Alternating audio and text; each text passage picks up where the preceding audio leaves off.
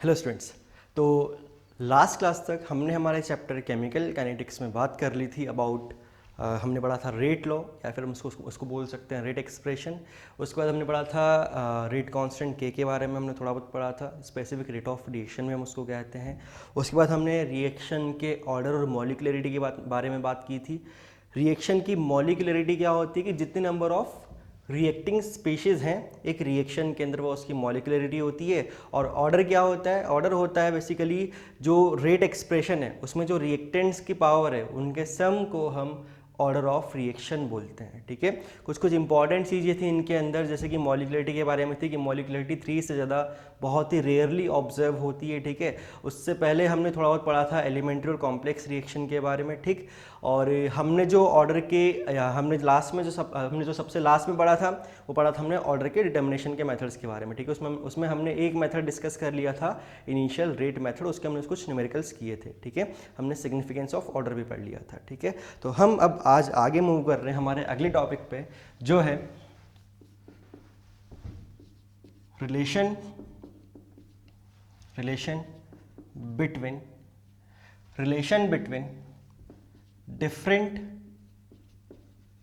different rate constants, relation between different rate constants. ठीक है, तो relation between different rate constants में हम क्या पढ़ने वाले हैं देखें आप। हमने माना हमारी एक reaction A plus B gives C plus D. ठीक है, तो हमने सीख लिया था ऐसी रिएक्शंस का हम रेट लॉ कैसे लिखते हैं, रेट ऑफ रिएक्शन कैसे लिखते हैं। इस रिएक्शन की जो हम रेट लिखेंगे या रेट ऑफ रिएक्शन लिखेंगे वो क्या होगी?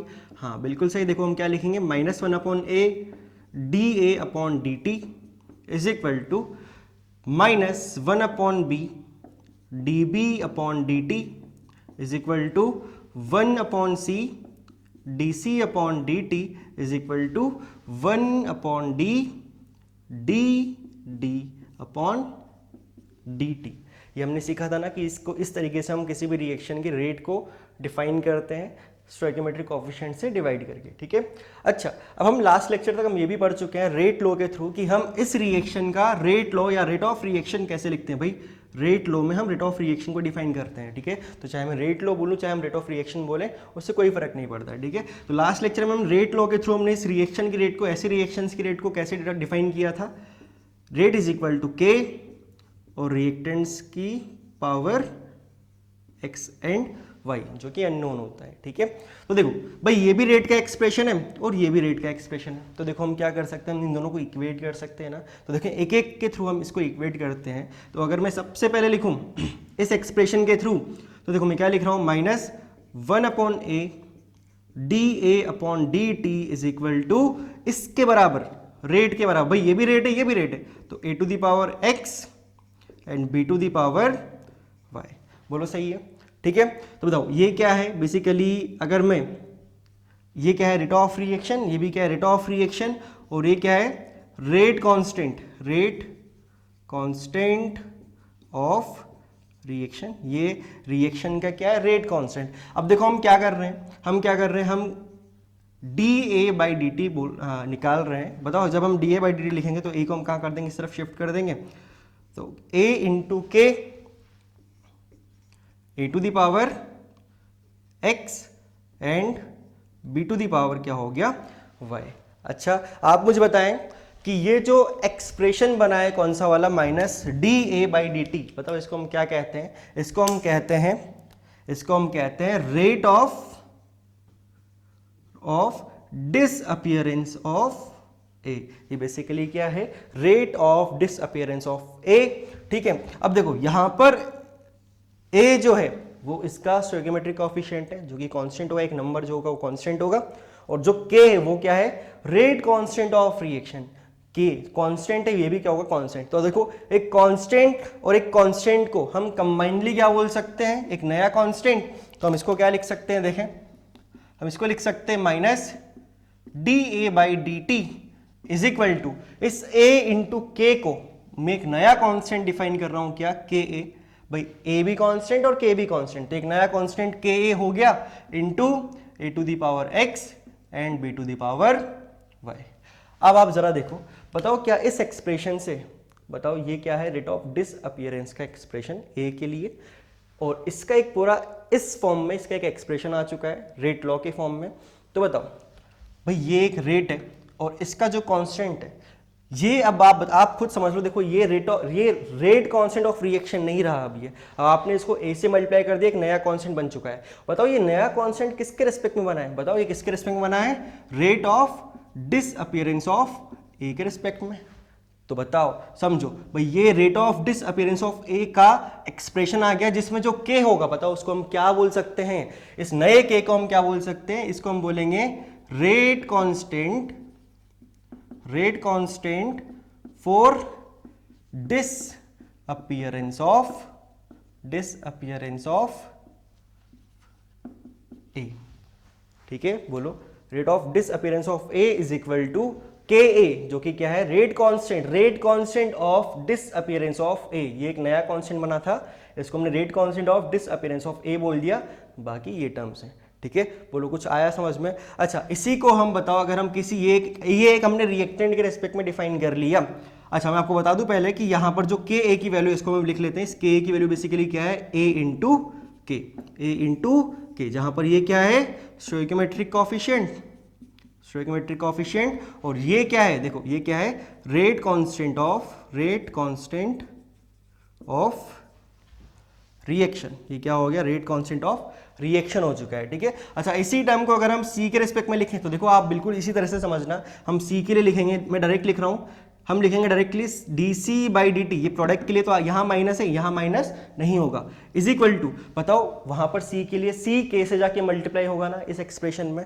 अगर आप चाहें तो हम पूरा लिख सकते हैं, देखें 1/c is equal to rate क्या है, K A to the power x B to the power y. ठीक है, तो हम यहां क्या लिख सकते हैं, देखें D C by D T is equal to C into K A to the power x and B to the power y. अब ये जो नया कांस्टेंट है इसको हम बोल देंगे के C A to the power x and B to the power y. ठीक है, और इस के सी को हम नाम दे देंगे क्या, रेट कांस्टेंट ऑफ या फॉर अपीयरेंस ऑफ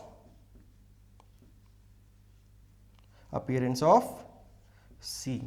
ठीक है ना, बोला है समझ में। और इस के सी की वैल्यू बेसिकली किसके बराबर होगी, ये रहा सी इंटू के बराबर। ठीक है, तो देखें अब हम यहां से एक नॉर्मल एक जनरल एक्सप्रेशन हम क्या लिख सकते हैं, आप समझें इधर, हम यहां से एक जनरल एक्सप्रेशन क्या लिख सकते हैं कि जो किसी भी रिएक्टेंट या प्रोडक्ट के लिए उसका जो रेट कांस्टेंट होगा, किसी भी रिएक्टेंट या प्रोडक्ट के लिए उसका जो रेट कांस्टेंट होगा, किसी भी रिएक्टेंट या प्रोडक्ट के लिए उसका जो रेट कांस्टेंट होगा, तो हमने उसको डिफाइन कर दिया कि रिएक्टेंट या फिर प्रोडक्ट, वो बराबर होगा रिएक्शन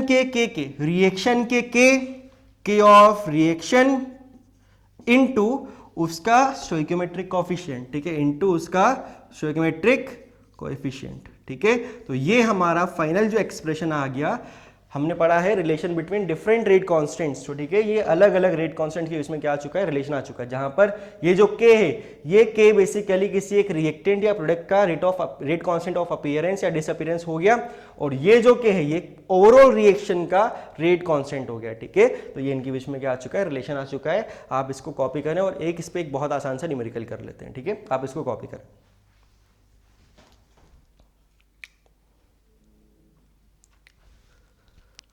तो आपने ये कॉपी कर लिया होगा, इस पे एक छोटा सा न्यूमेरिकल कर लेते हैं, बहुत आसान सा टॉपिक है वैसे, तो इस पे एक छोटा सा न्यूमेरिकल हम कर लेते हैं।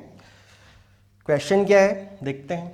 क्वेश्चन आपके पास एक आपको रिएक्शन दी जा रही है 3A plus 4C gives 2C। ठीक है, 2C, 3A plus 4B gives 2C। बोल रहा है find relation between K1, K2 and K3 if K1 is rate constant for disappearance, rate constant of disappearance of A. K2 is rate constant for disappearance of B, and K3 is rate constant for appearance, है ना, C क्या हो रहा है, appearance of C। ठीक है, तो आपको क्या करना है भाई, इन तीनों K1 के इन तीनों के बीच में क्या फाइंड करना है, K1 K2 K3 के बीच में क्या फाइंड करना है, आपको एक रिलेशन फाइंड करना है। ठीक है, आप इस क्वेश्चन को ट्राई करें।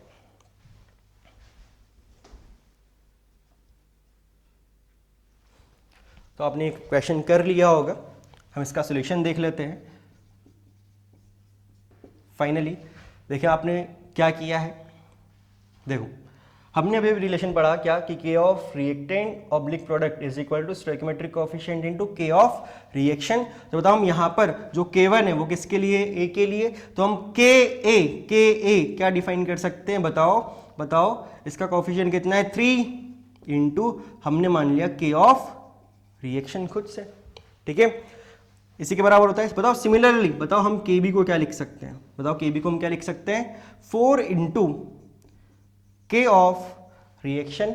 एंड सिमिलरली हम बताओ Kc को क्या लिख सकते हैं, Kc को क्या लिख सकते हैं, 2 इंटू K ऑफ रिएक्शन लिख सकते हैं। बोलो सही है। आगे देखें, आगे कैसे करेंगे इसको, हमें रिलेशन फाइंड करना है K1 K2 K3 के बीच में। K रिएक्शन हमने खुद से अगर माना है तो देखो खुद के, अगर हमने जो टर्म खुद से मानी है हमें उसको रिमूव भी करना पड़ेगा। ठीक है, हमें यहाँ पर K1 K2 और K3 के बीच में क्या चाहिए, रिलेशन चाहिए। तो देखिए कैसे करना है, अब आप उस पहले वाले इक्वेशन को उठाएं और देखिए क्या बन रहा है।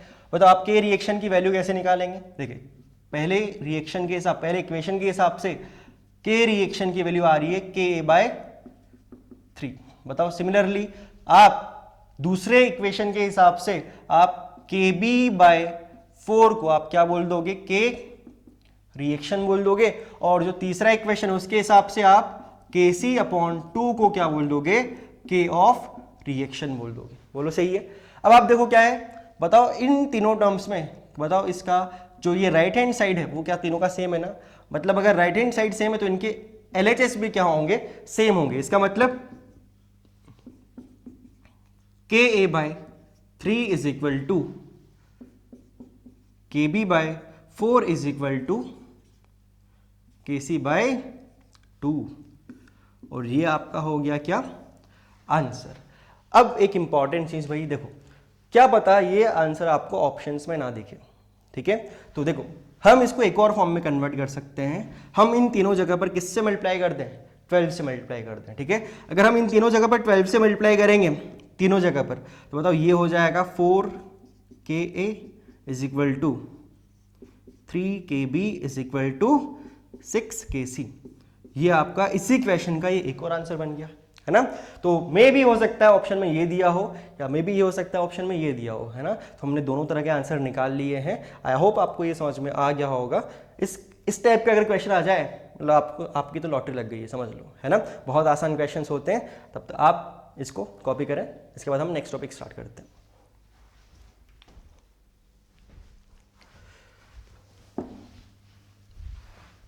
तो चलिए हम स्टार्ट करते हैं हमारा अगला टॉपिक, जो है यूनिट ऑफ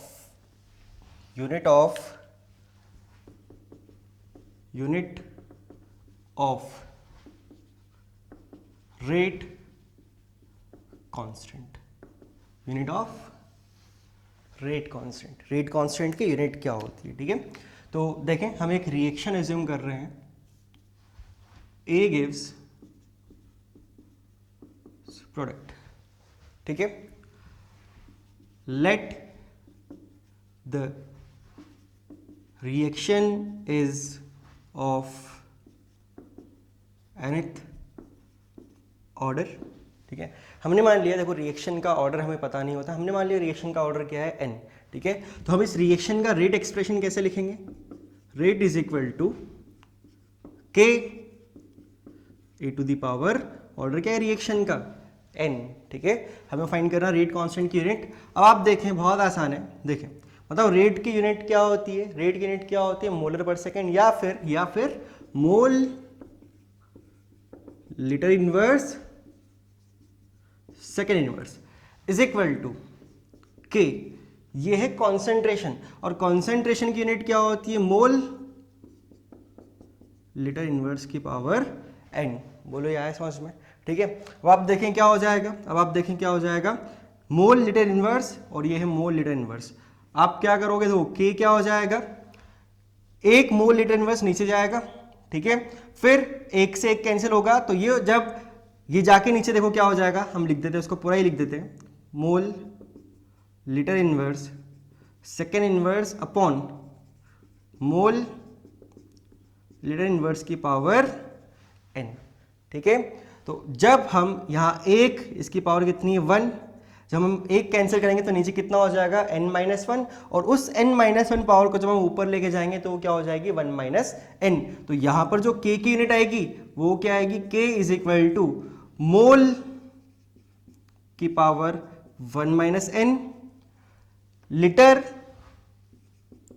की power 1 - n and second inverse. बोलो आया समझ में, ठीक है। तो देखो ये आपके पास आ गई है रेट कांस्टेंट की क्या आ गई है, ये अपने पास यूनिट आ चुकी है, ठीक है। ये अपने पास रेट कांस्टेंट की यूनिट आ चुकी है, ठीक है। अब भाई आप सोच रहे हो अगर कि आपको इसको याद रखना है, तो नहीं, आपको इसको बिल्कुल भी याद नहीं रखना है। बस हमें जो याद रखना है वो क्या है, हम यहाँ पर क्या करने वाले हैं, हम यहाँ पर इस n की वैल्यू को डिफरेंट पुट करने वाले हैं। बताओ n क्या है, ऑर्डर है ना, तो हम यहाँ पर ऑर्डर की वैल्यूज को पुट करने वाले हैं, ठीक है। और उन अलग अलग ऑर्डर की रिएक्शन के लिए k की यूनिट क्या बनती है वो इंपॉर्टेंट है, ठीक। तो if n is equal to 0, बताओ अगर हम यहां पर n को 0 रख दें तो बताओ इस रिएक्शन को हम क्या बोलेंगे, जीरो ऑर्डर रिएक्शन। इस रिएक्शन को हम क्या बोलेंगे, जीरो ऑर्डर रिएक्शन। और बताओ इसकी जो रेट कांस्टेंट की यूनिट आएगी, बताओ वो क्या होगी। बताओ अगर आप यहां पर n को 0 रखो तो बताओ क्या हो जाएगा, मोल लीटर इनवर्स, आप यहां पर n को 0 रख दो, देखो क्या बनेगा, मोल लीटर इनवर्स, यहां पर हमने थोड़ी सी हमने यहां पर मिस्टेक कर दी, तो देखो मोल लीटर इनवर्स सेकेंड इनवर्स। और अगर हम n को क्या रख दें 1, तो ये क्या हो जाएगा, कौन सी ऑर्डर रिएक्शन बोलेंगे हम इसको, फर्स्ट ऑर्डर रिएक्शन। और इसके लिए जो k की यूनिट बनेगी वो क्या होगी, बताओ यहाँ पर आप n को क्या कर दो 1 पुट कर दो, तो बताओ यहाँ ये क्या हो जाएगा 0, ये यहाँ क्या हो जाएगा 0, और सिर्फ क्या रह जाएगा, सेकेंड इनवर्स। और अगर हम यहाँ पर n की वैल्यू को क्या पुट कर दें, 2 पुट कर दें, तो इस रिएक्शन को, इस टाइप की रिएक्शंस को हम क्या बोलते हैं, सेकेंड ऑर्डर रिएक्शन। और इस सेकेंड ऑर्डर रिएक्शन के लिए बताओ यहां आप क्या पुट कर दोगे, 2 पुट कर दोगे, ठीक है। जब आप यहां पर 2 पुट करोगे तो बताओ ये क्या हो जाएगा, यहां 1 - 2, वो -1 रखा तो ये जाएगा 1 अपॉन मोल, है ना, 1 अपॉन मोल। ये जो होगा देखो 2 - 1 ये चला जाएगा, इसकी पावर हो जाएगी +1, तो ये रहेगा ऊपर, एंड सेकेंड इनवर्स। तो देखो अब इसको मैं पूरे एक अच्छे फॉर्म में मैं इसको क्या लिख रहा हूं, mole inverse litre and second inverse, ठीक है। तो ये हो गई जीरो ऑर्डर रिएक्शन के रेट कांस्टेंट की यूनिट, ये हो गई फर्स्ट ऑर्डर रिएक्शन के रेट कांस्टेंट की यूनिट, और ये हो गई सेकंड ऑर्डर रिएक्शन की रेट कांस्टेंट की यूनिट, ठीक है ना। देखो जीरो ऑर्डर की क्या आई है, मोल litre inverse second inverse, first order की क्या आई है, सेकंड इनवर्स, और सेकंड ऑर्डर की क्या आई है, मोल इनवर्स लीटर और सेकंड इनवर्स, ठीक है। तो ये आपको, ये चीजें हैं जो आपको याद रखनी है। अभी आपको याद क्यों रखनी, समझना क्यों रखनी है आपको ये याद। देखो जब भी आपके पास एक न्यूमेरिकल होता है तो कभी कभी ऐसा होता है कि आपको रिएक्शन में कहीं मेंशन नहीं होता है कि ये रिएक्शन कौन से ऑर्डर की है। भाई अगर हमें रिएक्शन के लिए कुछ भी कैलकुलेट करना है तो हमें इस एक्सप्रेशन की जरूरत पड़ती है जनरली, ठीक है। तो अगर हमें इस एक्सप्रेशन की जरूरत पड़ रही है तो यहाँ इसके हमें ऑर्डर की जरूरत पड़ेगी। और ऐसी टाइम पे कभी कभी क्वेश्चन में वो क्या करता है, कभी कभी वो ऑर्डर को डिफाइन नहीं करता, देता नहीं है हमें, ठीक है। तो लेकिन वो एक हिंट के तौर पे हमें क्या कर देता है, रेट कांस्टेंट की क्या दे देता है, यूनिट दे देता है। और इसी के बेसिस पे हमें क्या फाइंड करना होता है, ऑर्डर फाइंड करना होता है। अगर आप ऑर्डर ही नहीं निकाल पाओगे तो फिर आपका आंसर नहीं आ पाएगा, ठीक है। तो इन वैल्यूज को ध्यान रखें और आप ये चिंता ना करें, ये आपको याद हो जाएगी जैसे जैसे चैप्टर में हम आगे बढ़ेंगे, ठीक है। आप इसको कॉपी करें। तो हम मूव करते हैं हमारे अगले टॉपिक पे, जहां से इस चैप्टर के और न्यूमेरिकल्स फॉर्म होते हैं, ठीक है। तो जो हमारा अगला टॉपिक है, इंपॉर्टेंट भी है ये चीजें, अब जो आगे से और आ रही हैं जो चीजें आ रही हैं, तो ये जो हमारा टॉपिक है ये है reaction of various order and integrated rate law and integrated rate law. Integrated rate law, ठीक है भाई। इस टॉपिक में हम क्या डिस्कस करने वाले, इस टॉपिक में हम ये जो अलग अलग ऑर्डर की जो रिएक्शंस हैं हम इनके बारे में डिस्कस करने वाले हैं, और इन तीनों रिएक्शंस के जो इंटीग्रेटेड रेट लो होंगे उनके बारे में हम क्या करेंगे, डिस्कस करेंगे। देखो इंटीग्रेटेड रेट लो का मतलब क्या है, देखो इंटीग्रेटेड मतलब कि हमें क्या करना पड़ेगा, यहाँ पर इंटीग्रेशन करना पड़ेगा, ठीक है। अब मैं आपको बताता हूँ इसका मतलब क्या है या इसकी जरूरत क्या है। मैं आपको ये भी बताता हूँ कि इंटीग्रेटेड रेट लो की जरूरत क्या है। भाई आप समझे इंटीग्रेशन है ना, अगर आपने फिजिक्स में पढ़ा है तो हम क्या करते हैं कि एक छोटा सा, अगर आपने ग्राफ्स में एरिया निकालना सीखा होगा आपने, है ना, एक ग्राफ दिया है, अगर आप उसका एरिया निकाल लो, वो हम एक क्या करते हैं, एक छोटा सा पार्ट लेते हैं, उसका हम इंटीग्रेशन करते हैं और उसको एक पर्टिकुलर एक प्रॉपर लिमिट्स के थ्रू उसको एक पूरे ओवरऑल रेंज में हम उसको क्या कर देते हैं, इंटीग्रेट कर देते हैं, तो टोटल एरिया आ जाता है, ठीक है। तो आप समझे भाई, हमने पढ़ा था एक एक्सप्रेशन में पढ़ा था इंस्टेंटेनियस रेट, है ना। इंस्टेंटेनियस रेट के लिए हमें क्या करना पड़ता है, स्लोप निकालना पड़ता है ना। अब वो स्लोप निकालना भी बताओ इतना आसान नहीं है, हमें क्वेश्चन में डेटा मिलता है ना कि ग्राफ, ठीक है। तो ये जो इंटीग्रेटेड रेट लो की हेल्प से हम क्या कर सकते हैं, हम ओवरऑल हर एक पॉइंट पर क्या बता सकते हैं, कॉन्सेंट्रेशन की वैल्यूज बता सकते हैं एक इक्वेशन के थ्रू, ठीक है। एक नॉर्मल सी बात बताइए। अब आप देखें, हम सबसे पहले जो डिस्कस कर रहे हैं वो हम डिस्कस कर रहे हैं किसको, जीरो ऑर्डर रिएक्शन को। जीरो ऑर्डर रिएक्शन क्या होती है, the reaction in which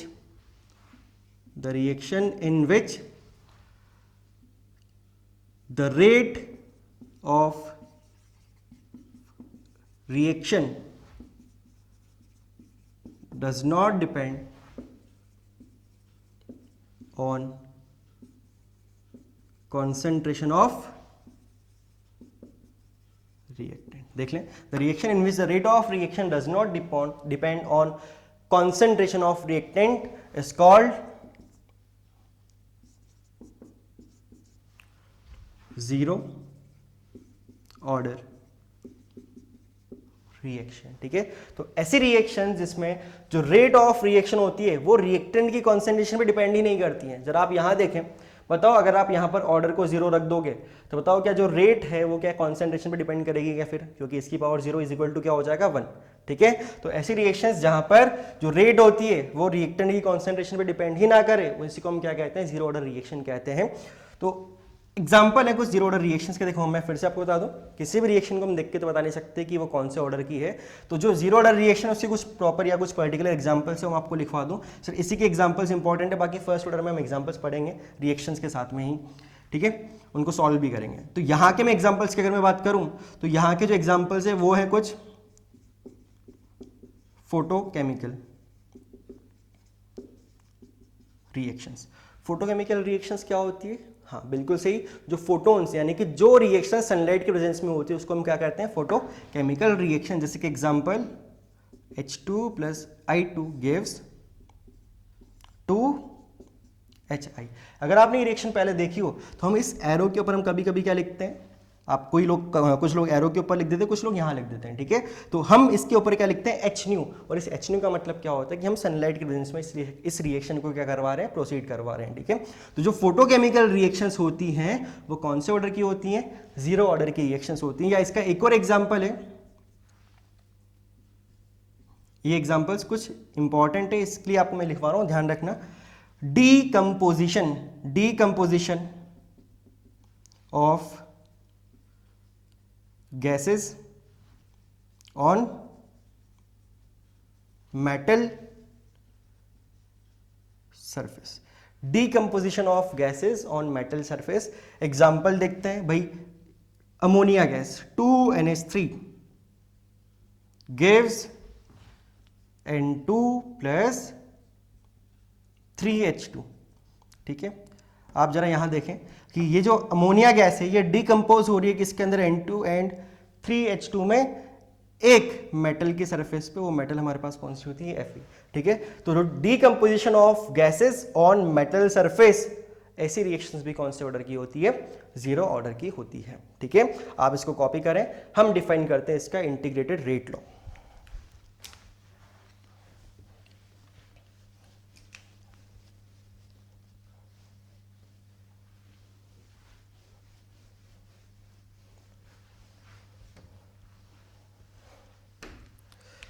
तो चलिए देखते हैं इंटीग्रेटेड रेट लॉ के बारे में।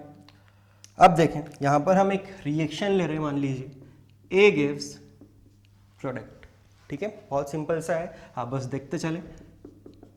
Time t is equal to 0 पर, मतलब time t is equal to 0 का मतलब आपको पता है कि जब रिएक्शन स्टार्ट नहीं हुई है, ठीक है, उस टाइम सिर्फ क्या रहता है, रिएक्टेंट रहता है। तो time t is equal to 0 पर हमने मान लिया कि जो रिएक्टेंट की जो इनिशियल कॉन्सेंट्रेशन है वो क्या है, A0, ठीक है, वो क्या है, A0। कभी कभी ध्यान रखना, मैं आपको पहले यहां क्लियर करके चल रहा हूं कि इस A0 को मैं कभी कभी क्या लिख दूंगा, स्मॉल a भी मैं यहां पर लिख सकता हूं, ठीक है। तो सिर्फ ये बात है नोटेशन की, कभी मैं इसको A0 बोल सकता हूं, कभी मैं इसको स्मॉल a भी लिख दूं, तो कंफ्यूज मत होना, ठीक है। तो अभी तो मैं A0 बोल रहा हूं। मान लिया time t is equal to 0 पर रिएक्टेंट की जो कॉन्सेंट्रेशन है वो क्या है, A0, और किसी भी पर्टिकुलर टाइम t पर हमने मान लिया, अब बताओ इस किसी भी टाइम t पर इसमें से कुछ अमाउंट क्या हो जाएगा, रिएक्ट कर जाएगा, और जो रह जाएगा, देखो हमने मान लिया कि इसमें से कुछ x चला गया तो यहाँ x फॉर्म हो जाएगा ना, ठीक है। अभी हमें इससे कोई मतलब नहीं, हम बस देख रहे हैं। ये जो अमाउंट बच गया इसको हमने बोल दिया टाइम t पर जो अमाउंट रह गया है उसको हमने बोल दिया AT, ठीक है। इनिशियल अमाउंट A0 और जो किसी टाइम t पर क्या है, AT, ठीक। बताओ हम इस रिएक्शन का जो रेट लॉ लिखेंगे वो क्या होगा, rate is equal to K, reactant क्या है A, और रिएक्शन का ऑर्डर क्या है, 0, ठीक है। तो इसकी रेट को कैसे लिखा जाएगा बताओ, कोई स्टोइकोमेट्रिक कोएफिशिएंट नहीं है, 1 है, तो इसको हम नॉर्मली इस तरीके से लिख सकते हैं, इज इक्वल टू K, और ये तो क्या हो गया, 1 हो गया, ठीक है। अब देखें हम इंटीग्रेटेड रेट लो कैसे डिफाइन करेंगे। देखें आप क्या कर दो, इसको यहां पहुंचा दो, ये यहां इस सिर्फ क्या रह जाएगा, minus DA is equal to K into dt, और हम अब क्या करने वाले हैं, इंटीग्रेशन करने वाले हैं, ठीक है। देखो एक स्मॉल पार्ट का इंटीग्रेशन करेंगे तो पूरा एक बड़ा सा एक्सप्रेशन आ जाएगा, जिसके थ्रू एक इक्वेशन आएगी, जिसके थ्रू हम हर एक पॉइंट पे क्या कैलकुलेट कर सकते हैं, कॉन्सेंट्रेशन को, कि कितनी कॉन्सेंट्रेशन रह गई है, ये हम कैलकुलेट कर सकते हैं। ये इसका फायदा है, ठीक है, जो मैं आपको बता रहा था। तो देखें हम करेंगे इंटीग्रेशन, तो minus of DA is equal to K into dt, दोनों तरफ हम क्या करें, इंटीग्रेशन। अब इंटीग्रेशन में जो सबसे इंपॉर्टेंट चीज है वो है लिमिट। मतलब हमने रिएक्शन को स्टार्ट कहां से किया, time t is equal to 0 से, तो t की लिमिट यहां आएगी कितनी, 0, इनिशियल पहले वाली लिमिट नीचे और फाइनल लिमिट ऊपर, ठीक है। Time t is equal to 0 पे बताओ कॉन्सेंट्रेशन रिएक्टेंट की क्या थी, time t is equal to 0 पे कॉन्सेंट्रेशन क्या थी, A0, और किसी टाइम t पर रिएक्टेंट की कॉन्सेंट्रेशन क्या है, AT। आ गया समझ में, ठीक है। अब बताओ इसका इंटीग्रेशन क्या होगा, इस माइनस को मैंने बाहर कर दिया, बताओ DA का इंटीग्रेशन क्या होगा, नॉर्मल सिंपल सा क्या हो जाएगा, A, और A0 अपर लिमिट क्या है, AT, is equal to K एक कॉन्स्टेंट है, बाहर हो गया, और DT का इंटीग्रेशन क्या हो जाएगा, सिंपली क्या हो जाएगा इसका इंटीग्रेशन, T, और लिमिट हमने रख दी कहां से, 0 से T, ठीक है। आगे देखें जब हम फर्दर इसको सॉल्व करेंगे तो देखो upper limit minus lower limit, upper limit minus lower limit, तो माइनस अपर लिमिट क्या है, AT, माइनस लोअर लिमिट क्या है, A0 इज इक्वल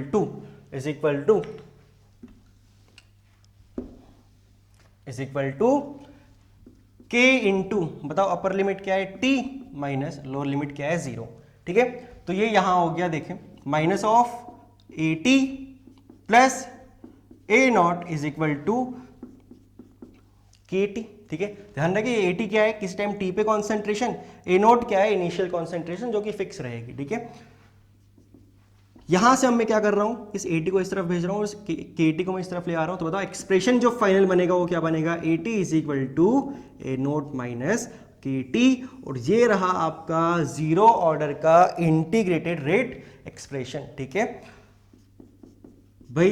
ये जितने भी इंटीग्रेटेड रेट एक्सप्रेशन आएंगे ना आपके पास, वो सारे के सारे बहुत इंपॉर्टेंट है, ठीक है। आप इनको डायरेक्ट याद रखिएगा। जीरो ऑर्डर का क्या आया है, AT is equal to A naught minus KT, जहां पर AT किसी टाइम T पे कॉन्सेंट्रेशन है जो कि वेरी करेगी, टाइम के साथ क्या करेगी, वेरी करेगी, जो कि फिक्स नहीं है। हाँ, लेकिन A नोट क्या है, जो इनिशियल कॉन्सेंट्रेशन है वो तो क्या रहेगी, वो एक पर्टिकुलर अमाउंट था इनिशियली, वो तो पता है हमें कॉन्स्टेंट है, और KT AT is equal to A naught minus KT, ये हो गया जीरो ऑर्डर रिएक्शन का रेट एक्सप्रेशन, ठीक है। अब आप इसको कॉपी करना, हम आगे की चीजें भी डिस्कस कर रहे हैं। हम बना रहे हैं इसका ग्राफ किस किस के बीच में, AT और टाइम T के बीच में, यानी कि कॉन्सेंट्रेशन वर्सेस टाइम ग्राफ, ठीक है। अब कॉन्सेंट्रेशन वर्सेस टाइम ग्राफ में क्या है भाई, आप बताओ। ये हमारा y एक्सिस पे हो गया, ये हमारा x एक्सिस पे हो गया, तो ये हो गया y is equal to C minus mx। और नेगेटिव स्लोप वाला ग्राफ कैसा होता है, जिसका इंटरसेप्ट क्या है, पॉजिटिव।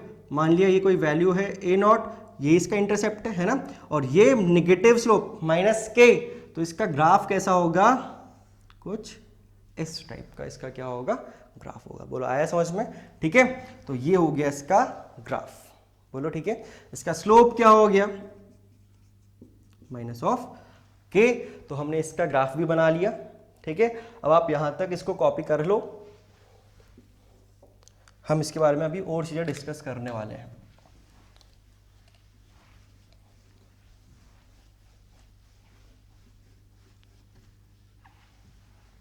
अभी बहुत सारी इंपॉर्टेंट चीजें इसके अंदर आने वाली हैं, तो देखें आगे, ये आपको समझ में आ गया होगा। अब हम आगे मूव कर रहे हैं, इसी में हम डिफाइन कर रहे हैं हाफ लाइफ, हाफ लाइफ, जिसको हम T 50% या फिर T हाफ से भी क्या करते हैं, रिप्रेजेंट करते हैं।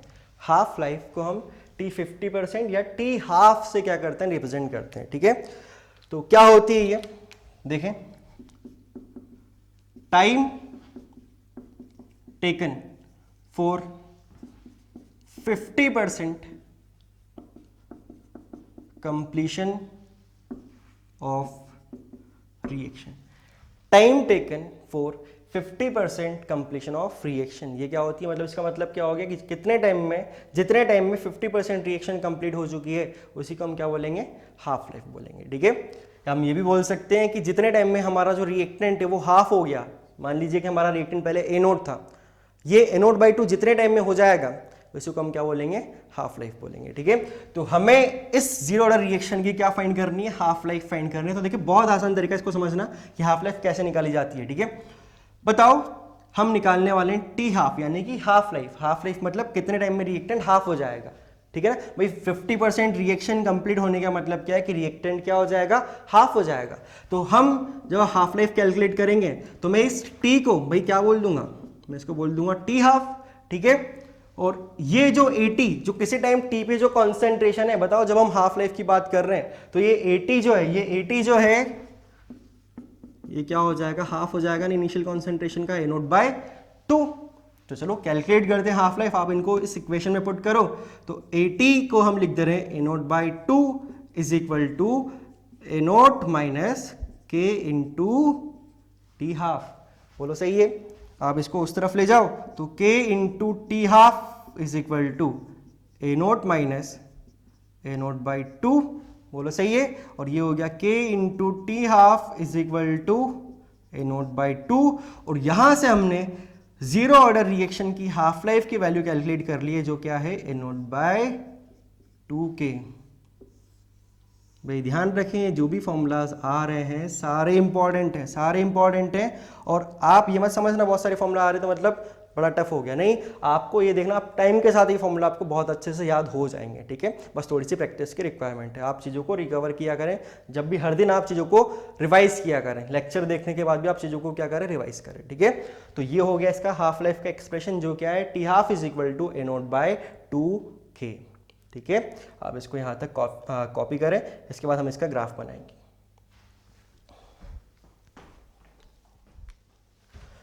तो ये आपने कॉपी कर लिया होगा। अब हम देखते हैं इसके आगे। अब हम बना रहे हैं इस जीरो रिएक्शन का, इसकी हाफ लाइफ और ए नोट के बीच का ग्राफ, ठीक है। तो देखें, देख के पता चल रहा है कि जो टी हाफ है वो डायरेक्टली प्रोपोर्शनल है किसके, ए नॉट के। जो टी हाफ है वो डायरेक्टली प्रोपोर्शनल है किसके, इनिशियल कॉन्सेंट्रेशन के। तो हम यहाँ ग्राफ बना रहे हैं किसका, टी हाफ और इनिशियल कॉन्सेंट्रेशन के बीच में ग्राफ, ठीक है।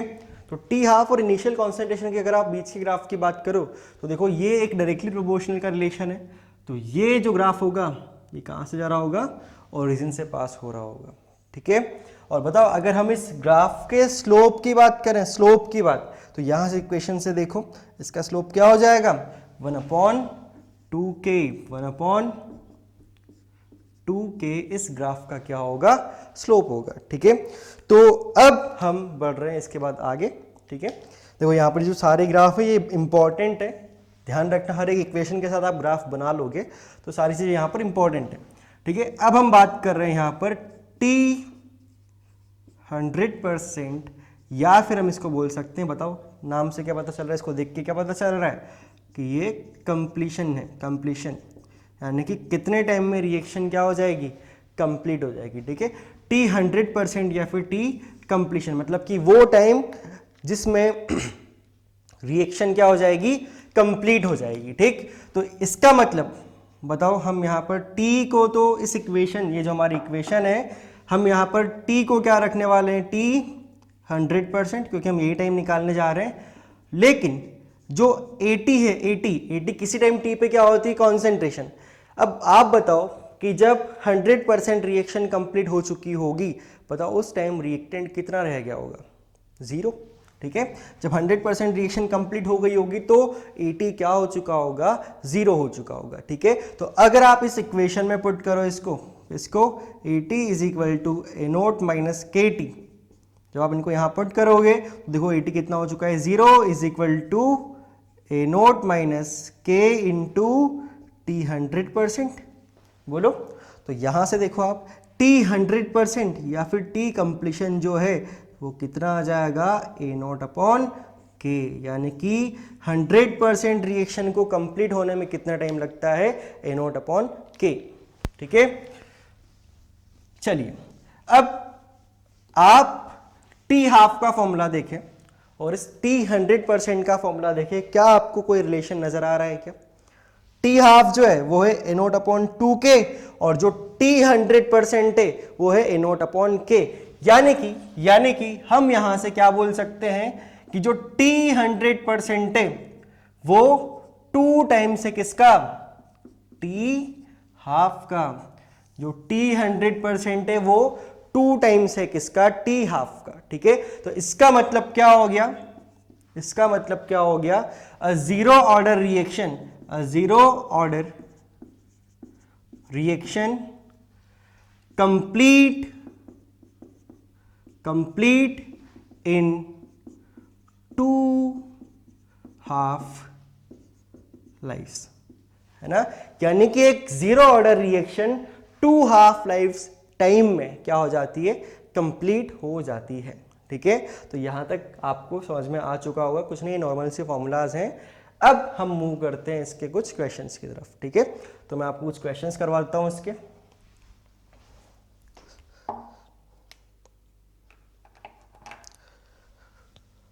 तो जो पहला क्वेश्चन है हमारे पास, एक रिएक्शन दी हुई है, A gives 2B, A gives 2B लिखा हुआ है on starting with 2 molar, on starting with 2 molar of A at the end of an hour 75% of A is reacted. 75% of A is reacted. Calculate the concentration. Calculate the concentration of B after 1.2 hours. ठीक है, आप question पढ़ लीजिए और इसको solve कीजिए.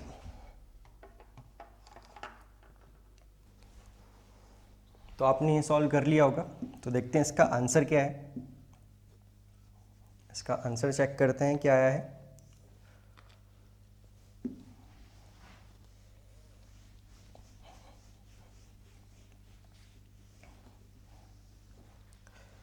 देखें, देखो आपको क्या दिया हुआ है, आप पढ़ें स्टार्टिंग से. आपने 2 मोलर ऑफ ए से स्टार्ट किया रिएक्शन को और बोला जा रहा है कि after eight the end of an hour, 1 घंटे में क्या हो गया, 75% ए क्या हो चुका है, रिएक्ट कर चुका है. ठीक है, तो आप देखें रिएक्शन आपको दी जा रही है. रिएक्शन आपको क्या दी जा रही है, A gives to B, A gives to B. Time t is equal to 0 पर ये कितना है, 2 मोलर, और ये तो कुछ नहीं होगा. ठीक है, और time t is equal to 1 hour. मैं इसके दिए हुए डेटा की ही बात कर रहा हूं. 1 घंटे में बताओ क्या हो चुका है, क्या 75% ऑफ ए खत्म हो चुका है क्या? बताओ अगर 75% ए अगर खत्म हो चुका है तो मतलब बचा कितना है, 25%. और उसके 25% को देखो, इसको हम ए नोट से बताते हैं ना इनिशियल कॉन्सेंट्रेशन को, तो हम वो 80 क्या हो गया, 25% ऑफ इनिशियल कॉन्सेंट्रेशन, यानी कि ए नोट बाय 4. 25% को हम 1/4 लिख सकते हैं ना. तो ये आपकी फाइनल कॉन्सेंट्रेशन है at the end of an hour. 1 hour के बाद आपके पास इतनी कॉन्सेंट्रेशन ऑफ ए रह चुका है. ठीक है, तो अब हम क्या कर ले रहे हैं, यहाँ से हम 0 ऑर्डर का एक इंपॉर्टेंट चीज, हाँ मैं यहाँ पर लिखना भूल गया, ये रिएक्शन कौन से ऑर्डर की हो चुकी है, कौन से ऑर्डर की है, 0 ऑर्डर की रिएक्शन है, ये गिवन है. ठीक है, अब आई होप आपने ये मान के कर लिया होगा क्योंकि इसी 0 ऑर्डर के बाद हमने इस क्वेश्चन को लिखा है, तो ये रिएक्शन कौन से ऑर्डर की है, 0 ऑर्डर की रिएक्शन है. तो ठीक है, AT कितना है, AT is equal to A not minus KT. आप AT को पुट करो इज इक्वल टू, AT कितना है, A not by 4 is equal to A not minus K into 1. बोलो सही है. आप इसको जब आप सॉल्व करोगे तो K is equal to A not minus A naught by 4 क्या हो जाएगा, 3 ए नॉट बाय 4. ठीक है, सही है. अब आप यहां पर क्या कर दो, ए नॉट की वैल्यू भी पुट कर दो, तो ये कितना हो जाएगा, 3 into 2 by 4 is equal to 3 by 2. बोलो सही है क्या? अब आप बताओ इस के की यूनिट क्या है ना, अभी तक हम बिना यूनिट के काम कर रहे हैं, लेकिन बताओ क्या 0 ऑर्डर रिएक्शन है क्या? 0 ऑर्डर रिएक्शन में यूनिट क्या होती है, मोल लीटर इनवर्स. अब यहां टाइम किस में है, आवर्स में, तो आर इनवर्स. ठीक है, ठीक है. तो यहां से आप देखें ये आपने के निकाल लिया. अब देखो क्योंकि उसने के हमने क्यों निकाला है भाई, आप समझें, क्योंकि उसने एक डेटा दिया हुआ है, उसके बाद वो किसी दूसरे टाइम पे डेटा पूछ रहा है ना. तो हमारे पास ये जो इक्वेशन होती है, जब तक हमें के नहीं पता होगा तब तक हम दूसरे डेटा की तरफ मूव नहीं कर सकते. ठीक है, क्योंकि अगर हम अप्लाई करेंगे किसी भी डेटा को तो हम इसी इक्वेशन में अप्लाई करेंगे, और इस इक्वेशन में हमें क्या चाहिए होता है, के. तो उसने के लिए आपको ये पहला वाला डेटा दिया हुआ है. अब वो देखो क्या बोल रहा है कि आफ्टर 1.2 आवर्स. अब आप देखें भाई, ए गिव्स 2b है, आफ्टर 1.2 आवर्स बताओ time t is equal to 0 पर ये कितना है, ए नॉट, और t is equal to 1.2 hours बाद. भाई हमें नहीं पता ना कितना खत्म हो जाएगा, तो हमने मान लिया ये ए नॉट माइनस कुछ क्या हो चुका है, x खत्म हो चुका है. भाई अब आप एक सिंपल सी बात जानिए भाई, अगर ये 1 मोल से 2 मोल बन रहा है तो बताओ ये x से कितना बनेगा, ये x से बनेगा कितना, 2x बनेगा. ठीक है, आगे देखें.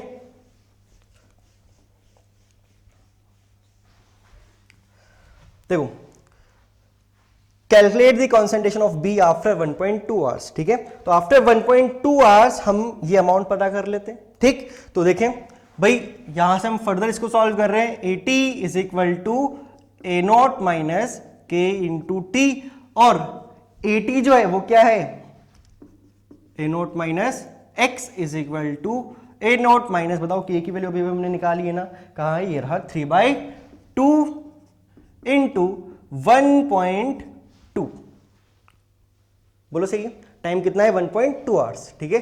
तो हम यहां से क्या कर लेते हैं, हम यहां से x निकाल लेते हैं, जो कि कितना आया, ये कितना आ रहा है, ये आ रहा है आपके पास 1.8, बोलो सही है क्या, 1.8 सही है ना, बोलो सही है, ठीक है। बताओ ये आपके पास x आ गया, बताओ क्या ये आपका आंसर है क्या, नहीं, उसने आपसे ये x निकालने का नहीं पूछा, उसने तो आपसे ये पूछा है कि बताओ b की कॉन्सेंट्रेशन क्या होगी, और बताओ b क्या है आफ्टर 1.2 आवर्स, 2x, ठीक है, और आपके पास वैल्यू किसकी आ चुकी है, x की, तो बताओ आफ्टर 1.2 आवर्स, आफ्टर 1.2 आवर्स जो कॉन्सेंट्रेशन ऑफ b है, जो कॉन्सेंट्रेशन ऑफ b है वो कितनी है, 2x, ठीक है। तो यहां से आपके पास जो कॉन्सेंट्रेशन ऑफ b आ चुकी है वो आ चुकी है 2 इंटू 1.8, ठीक है, ये कितना हो चुका है 3.6 मोलर, और ये रहा आपका आंसर, ठीक है। तो ये रहा एक इसका पहला क्वेश्चन, आसान सा है, ज़्यादा टफ नहीं है, ठीक है। एक और क्वेश्चन मैं आपको करवाता हूं, तब तक आप इसको क्या करो, कॉपी करो।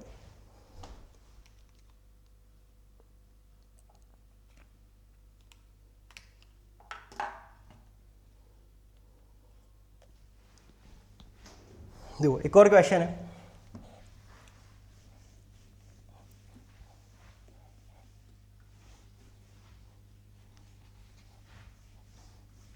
क्वेश्चन क्या है, क्वेश्चन है for a zero order reaction, for a zero order reaction calculate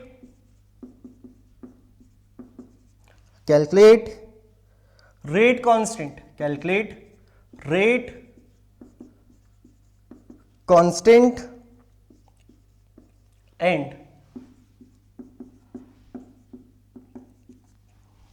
half life from the following data, ठीक है। आपको जो डेटा दिया जा रहा है वो ये है, डेटा है कॉन्सेंट्रेशन और टाइम का डेटा आपके पास है, कॉन्सेंट्रेशन एंड टाइम का डेटा आपके पास है, तो कॉन्सेंट्रेशन एंड टाइम, ठीक है। कॉन्सेंट्रेशन दी जा रही है,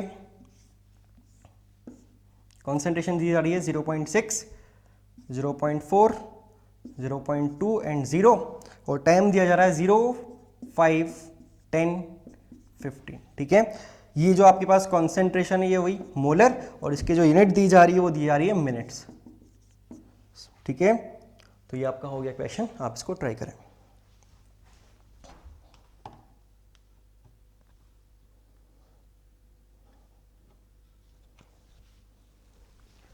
तो देखो आपने शायद ट्राई कर लिया होगा, तो देखो क्या करना है इसमें, सॉल्यूशन देखो क्या कह रहा है question, for a zero order reaction calculate rate constant and half life from the following data.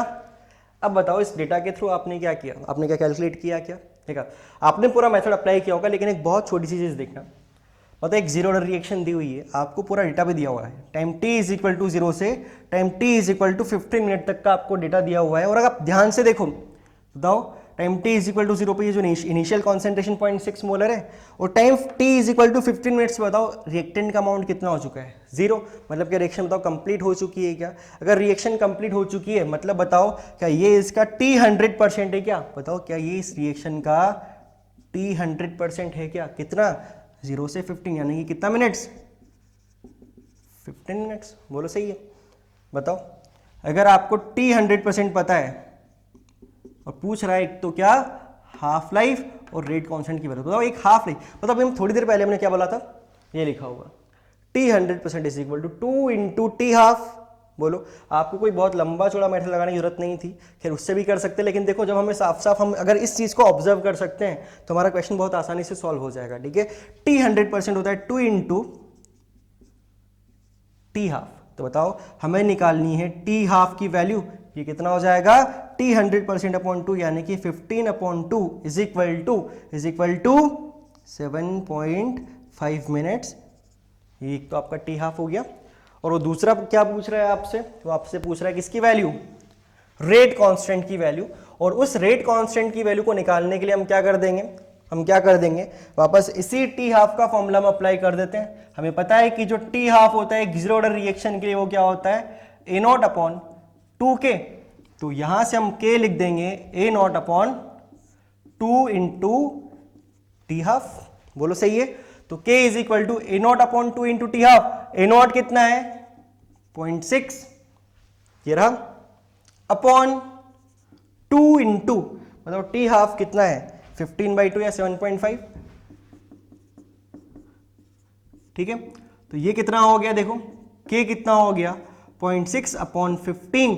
अगर आप इसको सॉल्व करो तो देखो क्या हो जाएगा, ये हो जाएगा आपके पास 0 पॉइंट, बताओ कितना हो जाएगा, ये हो जाएगा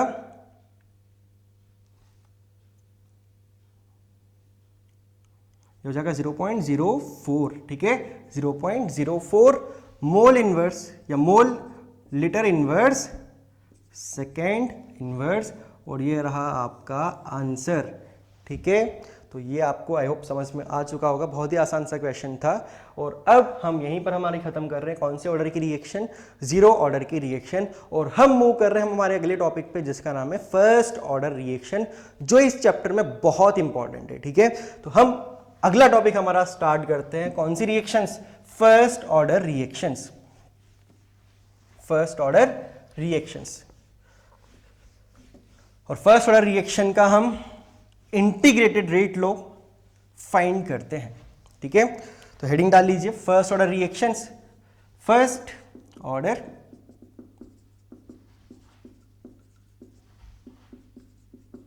रिएक्शन, फर्स्ट ऑर्डर रिएक्शन। ठीक है, तो वही एक रिएक्शन अज्यूम करते हैं, A gives product, A gives product time t is equal to 0 पर रिएक्टेंट की कॉन्सेंट्रेशन है ए नॉट, और किसी टाइम t पर रिएक्टेंट की कॉन्सेंट्रेशन कितनी है ए नॉट माइनस एक्स, इसको हम क्या बोल देंगे AT। बोलो सही है। बताओ रिएक्शन फर्स्ट ऑर्डर की है, क्या हम इस रिएक्शन के लिए इसका रेट लॉ लिख सकते हैं, क्या रेट लॉ क्या हो जाएगा k into A to the power 1। बोलो सही है। और रेट क्या होती है बेसिकली, देखो इस रिएक्शन के लिए रेट क्या हो जाएगी, minus of dA by dt is equal to k into, बोलो सही है ना। अब हमें क्या करना है इंटीग्रेशन, लेकिन इंटीग्रेशन करने से पहले हम क्या कर लें, इन टर्म्स को सेपरेट कर लें। सेपरेट करने का मतलब a के साथ a को पहुंचा दें is equal to k into dt, और अब आप क्या कर दो इसका इंटीग्रेशन। ठीक है, बताओ वही लिमिट्स बहुत इंपॉर्टेंट है। बताओ time t is equal to 0 पर, time t is equal to 0 पर a क्या था a नॉट, और किसी टाइम t पर a क्या हो गया AT। बस लिमिट्स लगा ली। अब तो हमें इंटीग्रेशन करना है, तो देखें माइनस हमने बाहर कर लिया। बताओ 1/x का इंटीग्रेशन क्या होता है ln x, यानी कि ln a upper limit lower limit is equal to k constant बाहर आ गया, t का इंटीग्रेशन dt का इंटीग्रेशन क्या हो जाएगा t, 0 से t। बोलो जब हम यहां पर लिमिट्स को पुट करेंगे तो देखें माइनस साइन है बाहर, upper limit ln AT minus lower limit ln a naught is equal to k upper limit minus lower limit. ठीक है, यहां ये हो गया, जैसे हम माइनस साइन को अंदर करें तो ये क्या हो जाएगा प्लस का ln a naught minus ln AT is equal to k into T. और आपको बहुत अच्छे से पता है इस एक्सप्रेशन को हम क्या लिख सकते हैं, ln a not upon AT is equal to KT। यह आ गया आपका एक्सप्रेशन। और अगर आप चाहो तो इसको आप क्या लिख सकते हो 2.303 log a not upon AT is equal to KT। और ये आ गया आपका फर्स्ट ऑर्डर का एक्सप्रेशन, जो कि बहुत इंपॉर्टेंट है। आप चाहे तो ये यूज कर लो और आप चाहे तो ये यूज कर लो। ठीक है, दोनों बहुत इंपॉर्टेंट है। ये हो गया फर्स्ट ऑर्डर का एक्सप्रेशन, आप इसको कॉपी करो। चलिए लिख लिया। तो अब देखें, आप देखो इस इक्वेशन से आप के भी बता सकते हो और टी भी बता सकते हो, दोनों चीज़ें निकाल सकते हैं हम यहाँ से। अब इसी को आगे देखते हैं। बताओ ln के बेस में क्या होता है, e होता है ना। अब आप देखो इस एक्सप्रेशन को मैं लिख रहा हूँ, मैं पहले तो इक्वेशन लिख रहा हूँ, ln a naught by A T is equal to क्या होता है के टी। क्या करो इसके बेस को पहुंचा दो इस तरफ, तो बताओ क्या हो जाएगा, सिर्फ रह जाएगा A not by A T is equal to e to the power के टी। बोलो सही है। और यहां से मैं निकालना चाह रहा हूं ए टी को। देखो हमने याद करो जीरो ऑर्डर में भी एक्सप्रेशन जो निकाला था वो ए टी की फॉर्म में निकाला था, ठीक है। A T is equal to A not minus K T हमने निकाला था।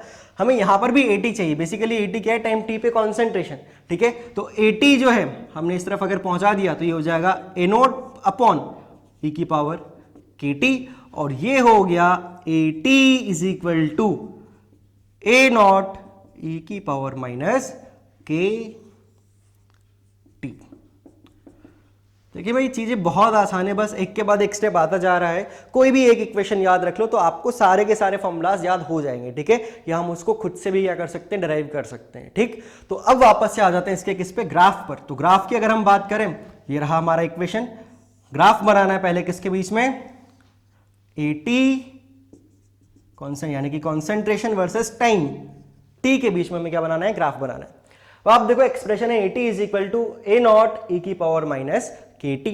अब आप बताओ भाई ई की पावर एक्स का ग्राफ कैसा होता है, इस तरीके का ग्राफ होता है। तो बताओ ई की पावर माइनस एक्स का ग्राफ कैसा होगा, इस तरीके का होगा ना। तो बस सेम ग्राफ स्टार्ट होगा कहीं यहां से और इस तरीके से हम ग्राफ को आगे तक ले जाएंगे। ये हमारा इनिशियल अमाउंट क्या होता है, ए नॉट, और टाइम के साथ धीरे धीरे वो इनिशियल अमाउंट क्या होता जाता है, कम होता जाता है। ये हमारा हो गया ग्राफ किसका, फर्स्ट ऑर्डर का। बोलो सही है, ठीक है। अब देखो इस ग्राफ को मैंने अभी मिलाया नहीं है, क्यों नहीं मिलाया इसका रीजन अब आप थोड़ी देर बाद समझोगे, ठीक है। तो इस ग्राफ का ये जो पॉइंट है ना, मैंने अभी इसको यहां तक मिलाया नहीं है, आपको समझ में आ जाएगा थोड़ी देर बाद, ठीक है। अब देखें आप, अब सिमिलरली इसका इंटीग्रेटेड रेट इक्वेशन तो आ चुका है। अब हम चलते हैं इसके हाफ लाइफ की तरफ। Half life, half life, half life यानी कि टी हाफ या फिर टी 50%। बोलो सही है। कैसे करना होता है, क्या है हाफ लाइफ, क्या है वो टाइम जिसमें रिएक्टेंट का अमाउंट क्या हो जाए, हाफ हो जाए। यानी कि जो AT है, AT किसी टाइम T पर जो कॉन्सेंट्रेशन है वो क्या हो जाए, इनिशियल की आधी हो जाए। AT इज इक्वल टू में क्या पुट करना है, ए नॉट बाई टू, और हमें जो T को क्या पुट करना है, T को हमें पुट करना है क्या, T हाफ। बोलो सही है।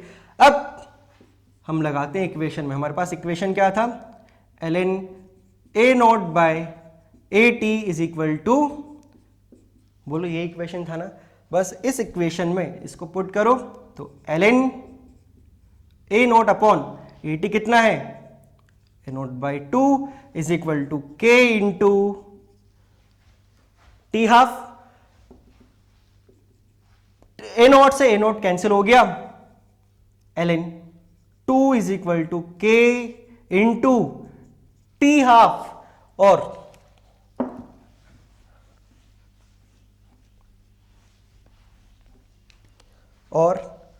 अगर आप आगे देखो तो बताओ जो टी हाफ है वो हो चुका है ln टू अपॉन के, ln टू अपॉन के, ये हो गया आपका टी हाफ का एक्सप्रेशन, टी हाफ का एक्सप्रेशन। हाँ अभी इसको हम थोड़ा सा एक और स्टेप में लिख सकते हैं कि जो टी हाफ है आप ln टू की वैल्यू निकाल लो, है ना भाई। ln टू की वैल्यू कैसे निकालोगे, इस ln को पहले कन्वर्ट कर लो किसमें, लॉग में, लॉग में कन्वर्ट कर लो। तो लॉग में कन्वर्ट करोगे तो 2.303 इंटू हो जाएगा log 2 अपॉन के। अब log 2 होता है कितना, 0.301, तो T half is equal to 2.303 into 0.301।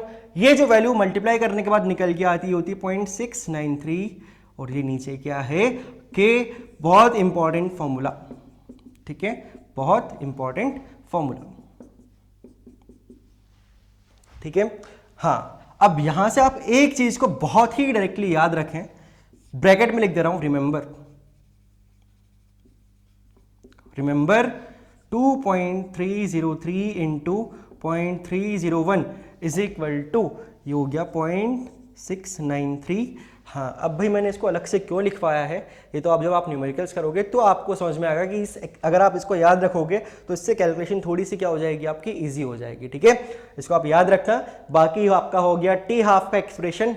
और अगर आप इस एक्सप्रेशन में देखो तो क्या बताओ, यहाँ पर कहीं कोई ए नोट का कोई टर्म आ रहा है क्या? नहीं आ रहा ना। बताओ जीरो ऑर्डर रिएक्शन में जो टी हाफ का फॉर्मूला आया था वो क्या आया था? A naught upon 2k। वो टी हाफ ए नॉट पे डिपेंड करता है, लेकिन बताओ क्या यहाँ पर कोई भी ए नॉट का टर्म आ रहा है क्या? नहीं ना। मतलब कि जो फर्स्ट ऑर्डर की हाफ लाइफ होती है वो इनिशियल कॉन्सेंट्रेशन पे डिपेंड नहीं करती है। चाहे आप 2 मोलर से स्टार्ट करो रिएक्शन को, चाहे आप 5 मोलर से स्टार्ट करो रिएक्शन को, आपका टी हाफ सेम रहेगा दोनों कंडीशंस में। ठीक है, अब हम देखते ग्राफ बनाते हैं किसका, हम टी हाफ का किसके रेस्पेक्ट में? ए नॉट के रेस्पेक्ट में।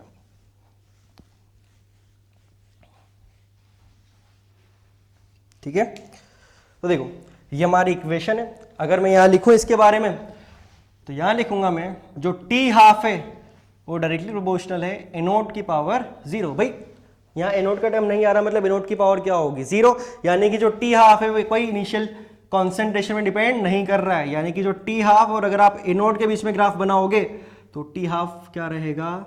कॉन्स्टेंट, चाहे इनिशियल कॉन्सेंट्रेशन क्या हो, कुछ भी हो। ठीक है, आया समझ में? ये हो गया हमारा ग्राफ टी हाफ और ए नोट के बीच का। अब देखो बहुत इंपॉर्टेंट चीज आप यहां से देखो, अगर आप जीरो ऑर्डर रिएक्शन को देखो, जीरो ऑर्डर रिएक्शन तो उसका टी हाफ क्या आया था? A naught upon 2k। Zero order reaction यानी कि n इज इक्वल टू 0। अगर आप फर्स्ट ऑर्डर रिएक्शन को देखो, फर्स्ट ऑर्डर रिएक्शन को देखो तो इसका जो टी हाफ है वो क्या आया है? ln2 upon k। ये हो गई n इज इक्वल टू 1। बताओ क्या टी हाफ यहाँ इस वाली टी हाफ के एक्सप्रेशन में यहाँ एक ए नोट आ रहा है ना, लेकिन वो यहाँ गायब हो गया क्या? तो एक बेसिकली एक चीज इससे अज्यूम करके ये लिख सकते हैं कि जो सेकंड ऑर्डर रिएक्शन होगी, देखो यहाँ मैं वापस इसको लिख रहा हूँ, ब्रैकेट में लिख दे रहा हूँ, टी हाफ जो है यहाँ पर ए नोट की पावर 1 के प्रोपोर्शनल है, और यहाँ जो टी हाफ है वो ए नोट की पावर 0 के प्रोपोर्शनल है। तो इस ऑर्डर को देखते हुए मैं आगे वाला लिख सकता हूं, क्या लिख सकता हूं कि एक सेकेंड ऑर्डर रिएक्शन के लिए जो टी हाफ होगा वो ए नॉट की पावर, देखो पावर डिक्रीज होती जा रही है, तो यहां क्या हो जाएगा? ए नॉट की पावर -1 आना चाहिए। ठीक है, आना चाहिए। और ये देखो हम जब आप सेकेंड ऑर्डर रिएक्शन प्रूव करेंगे या उसके इंटीग्रेटेड रेट लॉ को डिराइव करेंगे तो हम यहाँ वहां पर ये चीज भी देख लेंगे कि ये सही है या नहीं है। ठीक है, आना चाहिए वो।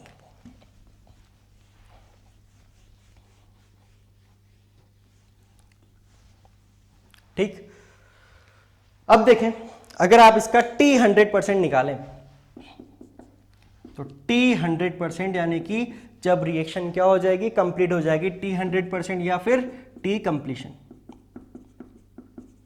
ठीक, बताओ जब 100% रिएक्शन कंप्लीट हो जाएगी तो at क्या हो जाएगा? 0। और इसमें t को क्या पुट कर देंगे? t 100%। तो जब आप इस इक्वेशन में अप्लाई करोगे ln a not upon at is equal to kt, put करें ln a not upon 0 is equal to k into t 100%। और बताओ ये क्या हो गया? इन्फिनिटी, और ln इन्फिनिटी क्या हो गया? इन्फिनिटी। यानी कि जो t 100% है फर्स्ट ऑर्डर रिएक्शन का वो टेंड्स टू इन्फिनिटी। यानी कि इसका मतलब क्या हुआ? यानी कि एक first order reaction infinite time में क्या होती है? कंप्लीट होती है। अब बताओ क्या इनफाइनाइट का कोई सिग्निफिकेंस है क्या? नहीं ना। मतलब कि हम यहां लिख सकते हैं कि that means a first order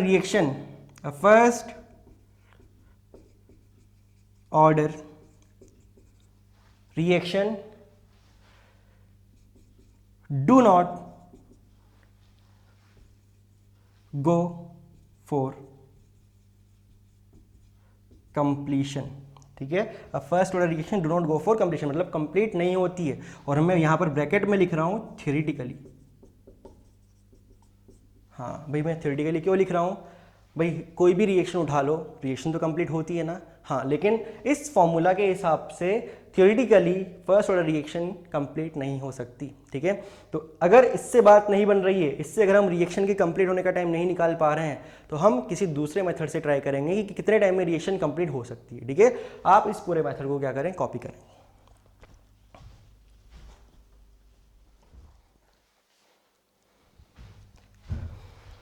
तो आपने ये कॉपी कर लिया होगा।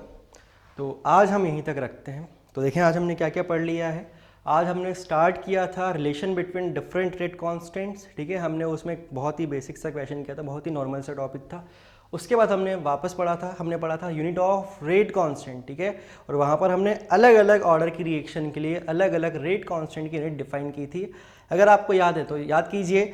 अगर हम एक जीरो ऑर्डर रिएक्शन की बात करें, जीरो ऑर्डर रिएक्शन के लिए रेट कांस्टेंट की यूनिट आई थी मोल लीटर इनवर्स सेकेंड इनवर्स, ठीक है। एक फर्स्ट ऑर्डर रिएक्शन के लिए जो रेट कांस्टेंट की यूनिट आई थी वो आई थी सेकेंड इनवर्स, और एक सेकेंड ऑर्डर रिएक्शन के लिए जो रेट कांस्टेंट की यूनिट आई थी वो आई थी mole inverse litre second inverse, ठीक है। उसके बाद हमने पढ़ा reaction of various order and integrated rate equation, जिसमें हमने सबसे पहले बात की किसकी, एक जीरो ऑर्डर रिएक्शन की। एक जीरो ऑर्डर रिएक्शन के लिए हमने उसका इंटीग्रेटेड रेट एक्सप्रेशन फाइंड किया था। बताइए वो फॉर्मूला क्या आया था, AT is equal to A0 minus KT, ठीक है। उसके बाद हमने उसकी हाफ लाइफ की बात की। उसकी हाफ लाइफ क्या थी, याद कीजिए, A0 अपॉन 2K, ठीक है। उसका T 100% क्या आया था, याद करो, A0 अपॉन K। और वहां से हमने बोला था कि जो जीरो ऑर्डर रिएक्शन होती है वो 2 हाफ लाइफ में क्या हो जाती है, कंप्लीट हो जाती है, ठीक है। उसमें हमने ग्राफ्स की बात की थी, हमने उसमें कुछ न्यूमेरिकल्स किए थे, और उसके बाद हम मूव कर चुके थे फर्स्ट ऑर्डर रिएक्शन पे। फर्स्ट ऑर्डर रिएक्शन का जो इंटीग्रेटेड रेट एक्सप्रेशन आया था वो आया था ln A0 upon AT is equal to KT, या फिर 2.303 log A0 upon AT is equal to KT, ठीक है। उसका T हाफ क्या आया था, फर्स्ट ऑर्डर रिएक्शन का T हाफ क्या आया था, T half is equal to ln 2 upon K, या फिर 0.693 अपॉन K, ठीक है। इंपॉर्टेंट चीज क्या है कि जो जीरो ऑर्डर रिएक्शन का जो टी हाफ होता है वो इनिशियल कॉन्सेंट्रेशन पे डिपेंड करता है, लेकिन एक फर्स्ट ऑर्डर रिएक्शन का टी हाफ लाइफ उसकी इनिशियल कॉन्सेंट्रेशन पे डिपेंड नहीं करती है, ठीक है। बात आती है T 100% की, तो T 100% यानी कि एक first order reaction theoretically infinite time में कंप्लीट होती है, ठीक है। उसके बाद हमने इसके ग्राफ को डिस्कस किया था। इसके बाद हम हमारे नेक्स्ट लेक्चर में पढ़ेंगे कि क्या होता है एक फर्स्ट ऑर्डर रिएक्शन में, और भी बहुत सारी चीजें हैं, तो हम कवर करेंगे इसको नेक्स्ट लेक्चर में, ठीक है।